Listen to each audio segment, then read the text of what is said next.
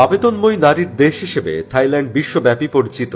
দেশটির নারী ও প্রাপ্তবয়স্করা বিনোদন নিয়ে এতটাই খোলামেলা যে রাস্তাঘাটে অপরিচিতদের সামনেও তারা গত রাতের শয্যা বিনোদন নিয়ে কথা বলতে লজ্জা পান না। দেশটির রাস্তায় হরহামেশা ছোট পোশাকের নারীদের ঘুরে বেড়াতে দেখা যায়। জানলে অবাক হবেন, এই দেশটিতে কিনা পাত্রের অভাবে সুন্দরী নারীদের বিয়ে হচ্ছে না, আর তাই তাদের চোখ বাংলাদেশ সহ ভিনদেশী তরুণদের দিকে। থাইল্যান্ডের সুন্দরী রমণীদের বিয়ে করলে খুব সহজেই সেই দেশে বসবাস করার সুযোগ পাওয়া যায়, ফলে তৈরি হয় দেশটিতে চাকরি পাওয়ার সুযোগ। আর এই সুযোগটি কাজে লাগাতে পারলে জীবন হবে সুন্দর। সেই সাথে থাইল্যান্ডে মিলবে সুন্দরী নারীর সান্নিধ্য।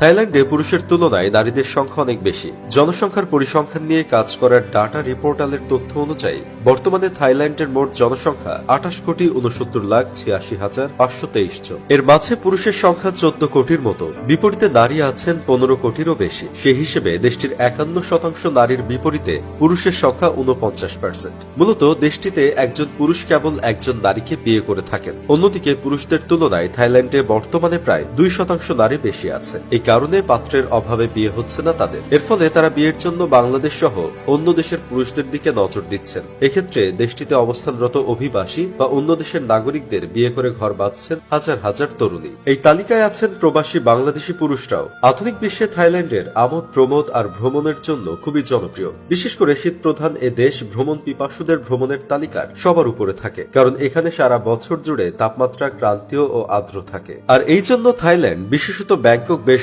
জমজমাট একটি শহর। কিছু থাই নারী উন্নত জীবনের আশায় পর্যটকদের বিয়ে করে আবার দেশও ছাড়েন, কারণ অনেক মেয়েরা গরিব পরিবার থেকে এসে অসামাজিক ব্যবসা করে এবং পরিবারের উপার্জনের উৎস হিসেবে কাজ করে। এমন ঘটনা অহরহ ঘটছে। আবার বিপরীত ঘটনা আছে, কিছু ইউরোপিয়ান আমেরিকানরা শেষ বয়সে অর্থনৈতিক মুক্তি ও জীবন সঙ্গী হিসেবে থাই নারীদের বিয়ে করে। প্রসঙ্গত, থাইল্যান্ড দক্ষিণ পূর্ব এশিয়ার একটি রাষ্ট্র। এর বৃহত্তম শহর রাজধানীর নাম ব্যাংকক। 1939 সাল পর্যন্ত দেশটি শ্যাম দেশ হিসেবে পরিচিত ছিল।